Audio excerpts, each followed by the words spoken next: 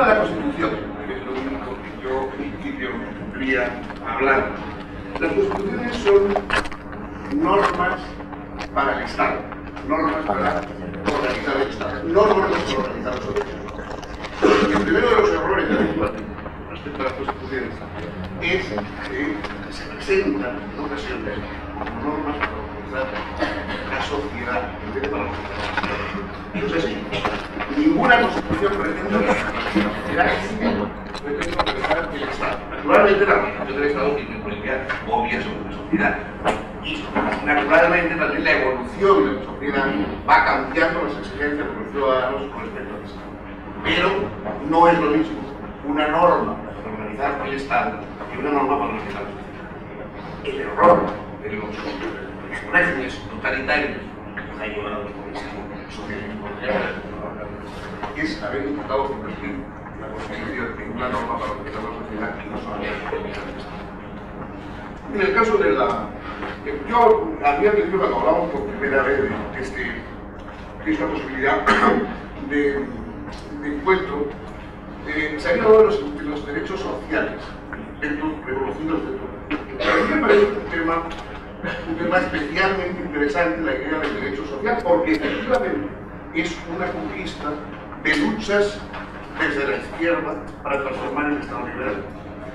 A pesar de que ahora todo el mundo habla de Estado social, parece que es una cosa eterna o un poco más o menos, si queremos históricamente se puede remontar hasta Bismarck, ¿no? Y precisamente Bismarck para de alguna manera contrarrestar las luchas revolucionarias del 29, pues inventa una cosa que más o menos se va convirtiendo en el Estado social del bienestar.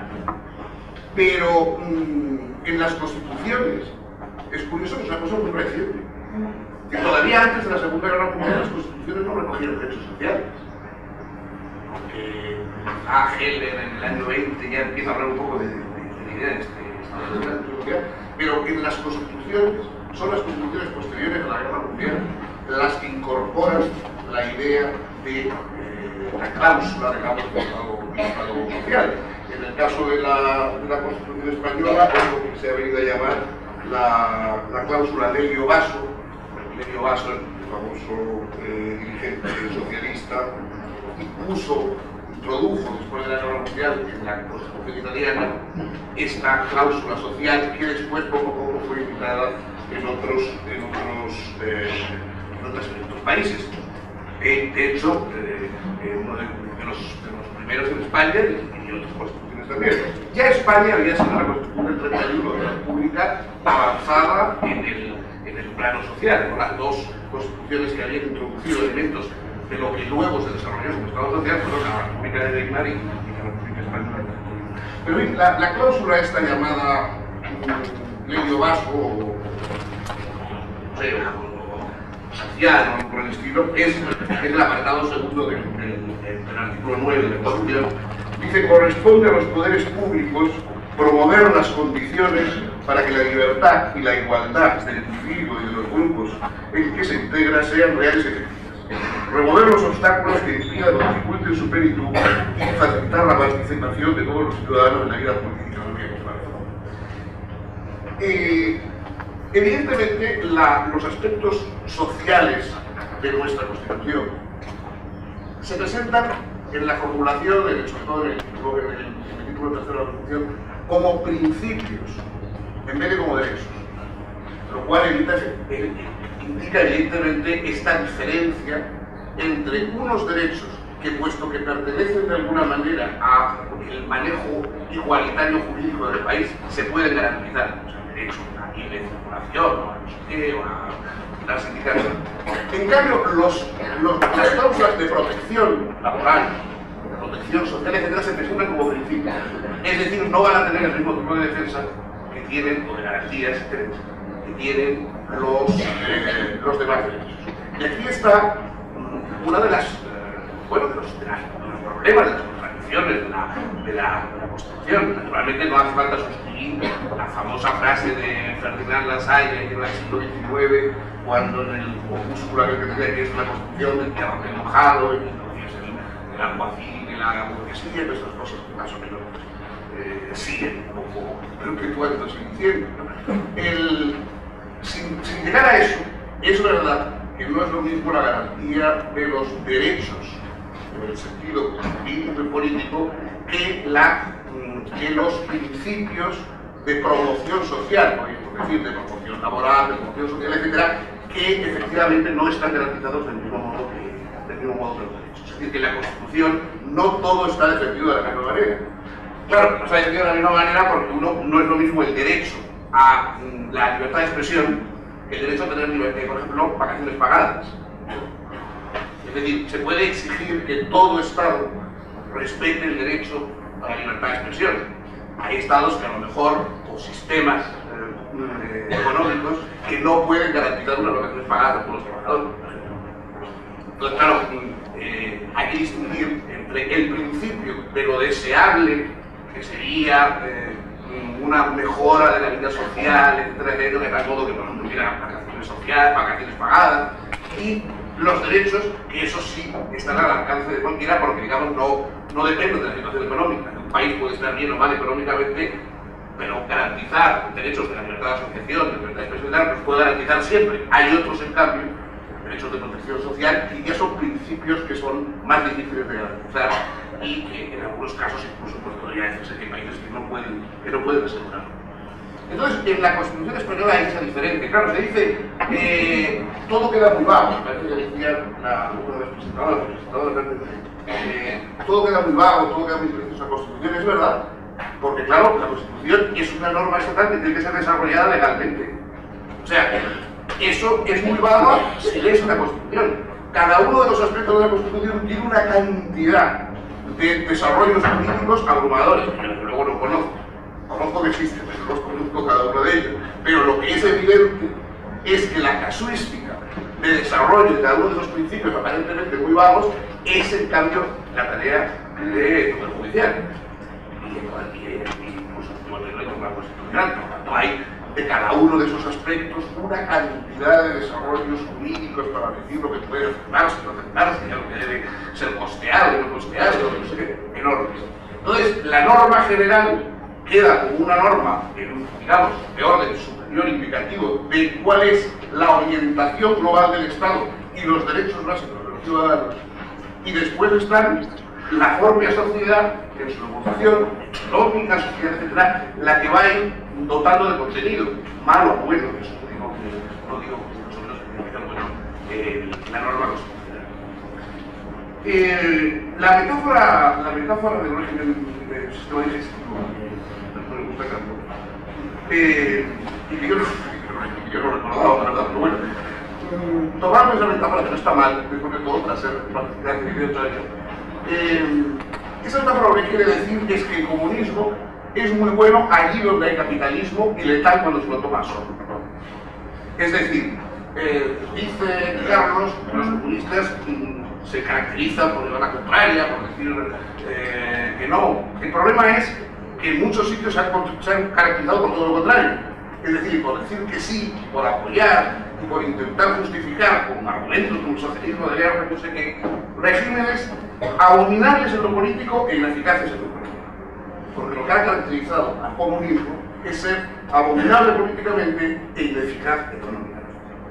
Entonces, el asunto está en que, en cambio, dentro de los países capitalistas sí ha funcionado de una manera positiva. Por ejemplo, esta cláusula social que os acabo de leer es impensable sin las luchas sociales del siglo XIX y del comienzo del XX. Gracias a las luchas sociales dentro de los países capitalistas se han introducido las mejoras necesarias, o por lo menos parte de las mejoras que desearíamos para que la vida en esas sociedades sea más aceptable y mejor que lo que sería efectivamente si los trabajadores hubieran continuado como a finales del siglo XVIII o dócilmente sometidos a sus patronos sin ningún tipo de afiliación, sin reivindicaciones concretas, etc. De modo que las constituciones, como los aspectos sociales de nuestra constitución, vienen de las luchas de la izquierda. No hubieran ocurrido si no hubiera habido esas luchas de la izquierda. Y naturalmente la constitución, como muy bien dice Carlos, no es una cosa solo de la izquierda, en modo alguno. La mayoría de los aspectos sociales de las constituciones han sido impuestos al orden liberal. Los liberales no querían respuestas, los liberales tradicionales, clásicos, no querían, mucho menos, para mencionar el caso de Hayek, el otro, no querían esas transformaciones. Esas transformaciones las incluyó la izquierda. Por lo tanto, naturalmente, la Constitución es obra de la lucha entre los aspectos, digamos, de organización industrial capitalista, que son los que han llevado al desarrollo. No sé si las posibilidades se desarrollen es bueno o malo, es mejor razón esperar los desarrollos, pero en fin, esos desarrollos industriales capitalistas, que serían despiadados, han tropezado con las limitaciones que la izquierda les imponía precisamente en el campo constitucional, en el campo de la seguridad social y todo el mundo. Y sin embargo no se resuelve. Yo os quería decir que algo que yo quería insistir en la oposición entre los derechos garantizados y los principios que quedan a mi juicio dentro de la Constitución, pero eran como recomendaciones. Porque claro, la Constitución habla de derechos, pero también habla muy poco de deberes. Habla muy poco de deberes. Yo, si no me equivoco, en la Constitución, deberes, por repente no hay más que el deber de trabajar. Por eso todo el deber de trabajar, el deber de no entorpecer los derechos de los demás, están más o menos explícitamente, y el derecho y el deber de defender a estos. Esos son los únicos, que yo sepa, son los únicos deberes que están en la Constitución. Todo lo demás son derechos, lo cual es sospechoso porque esa Constitución tiene tantos derechos y tan pocos deberes. Podemos aceptar que esos deberes cubren, digamos, un amplio campo. Entonces, claro, yo ya... el problema es que la Constitución de Carlos iba mucho más allá, insisto. Yo creo que la Constitución, que efectivamente, se ha dicho, no es ni un papel mojado, ni mucho menos, es fruto de muchas luchas, muchas conquistas. Es también lo que ha llevado, digamos, a las sociedades mejores, a los modelos de sociedades mejores dentro de sus defectos, sobre todo, que son mejores porque podemos hablar de sus defectos. Porque lo característico de las sociedades realmente malas es que ni siquiera se pueden mencionar sus defectos, ni nadie los conoce. Lo característico de las sociedades buenas es que somos conscientes de sus defectos. Y protestamos por sus defectos y criticamos sus defectos. Sin que esto quiera decir que frente a los defectos malvados, que evidente el capitalismo, que se ha tentado y que es verdad, esta historia de atrocidades, exista algo así como un proyecto libre de atrocidades al cual sumarse si se rechaza el proyecto de atrocidades. La constitución del Estado social, etcétera, es un intento de paliar el estado de atrocidades sin entrar en otras atrocidades bien conocidas y bien sabidas. Aquí de vez en cuando hay un golpe de Estado en nombre de algún principio más o menos anticapitalista, Cuba, por ejemplo, y la cosa pues, no siempre deriva hacia bien. Entonces, en el caso concreto, ya que se mencionaba al final, de las cuestiones de los cambios jurídicos que existían en España, se está intentando, o yo creo que quiero pensar que se está intentando, a lo mejor porque forma parte de los que escriben en el grupo Prisa que tanto preocupa a Carlos, yo creo que se está intentando combatir el terrorismo sin caer en la forma de combatir el terrorismo en que se intentó en el GAL, una aventura afortunadamente breve, y que por cierto en su día condenamos relativamente poco. Puedo decir que algunos tuvieron ciertas incomodidades en aquel momento por haber condenado al GAL, que no era una cosa, sobre todo en televisión, como dice yo en una ocasión, lo cual era una cosa muy rarita en aquel momento, y no digamos cuando tuvimos que hacer una acción popular para perseguir a sus impulsores. Pero en realidad, que me parece que es ilegal, injusta, abusiva y además con muy pocas posibilidades, digamos, ni siquiera cumplir los objetivos que se había propuesto. Pero bueno, digo que hablar sin embargo de que eso es terrorismo y el Partido Popular por lo tanto cae en la misma que el grupo terrorista que apoye dentro de un país a un grupo terrorista, es olvidar que no existe una legislación internacional comparable a la legislación que hay dentro de los países. Ese es otro de los tipos de errores en estos días se comentan alegremente. Es decir, parece que existe una legislación internacional del mismo nivel, de la misma nitidez, respaldada por alguna fuerza o activa que la imponga, porque si no las leyes no sirven para nada, que eso existe a nivel internacional lo mismo que existe a nivel nacional. Pues no, señor, no es así. Y por eso, aunque nos parezca muy mal, y aunque en algunos casos nos puedan parecer criminales, las actitudes y los procedimientos de los gobiernos nunca están sometidos al mismo nivel que los procedimientos de los individuales o de los grupos dentro del Estado. Ojalá existiera una legislación a nivel internacional que de alguna manera impusiera leyes que debieran ser cumplidas y las Naciones Unidas, por ejemplo, o una cosa que venga detrás de las Naciones Unidas, pudiera imponer una legislación a escala internacional lo mismo que hay a escala nacional. Ojalá. Para eso haría falta, entre otras cosas, que las Naciones Unidas tuvieran dos cosas muy antipáticas pero imprescindibles, que es poder cobrar impuestos de verdad y tener un ejército capaz de disuadir a cualquier otro de ponerse a él. Cosa que de momento como se va incluyendo. En cualquier caso, a uno le puede parecer muy mal. Yo me acuerdo de la época en que la gente perseguía a los socialistas, más o menos los pobres no habían hecho casi nada, por lo menos los diputados, los concejales, cuando el GAL, cuando en Filesa, cuando etcétera, pues les perseguían llamándoles chorizos y no sé qué. Y ahora pues, puedes hacer lo mismo con la gente del PP, o puedes decir que te merece sumamente mal la actitud de Aznar, pero lo que no puedes decir es que es lo mismo que en el plano del terrorismo, porque no existe esa legislación internacional.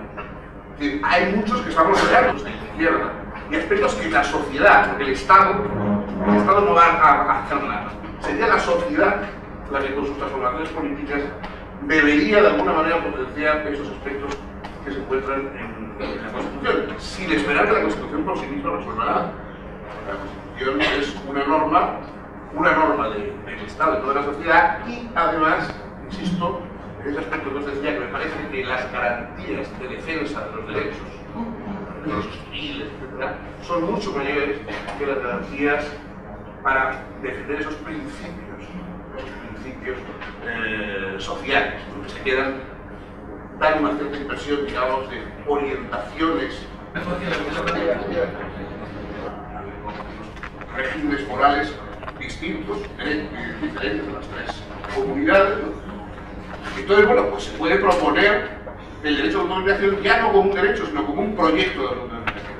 Y no habría nada que objetar si los nacionalistas hablaran de proyecto de autodeterminación. No habría nada que objetar.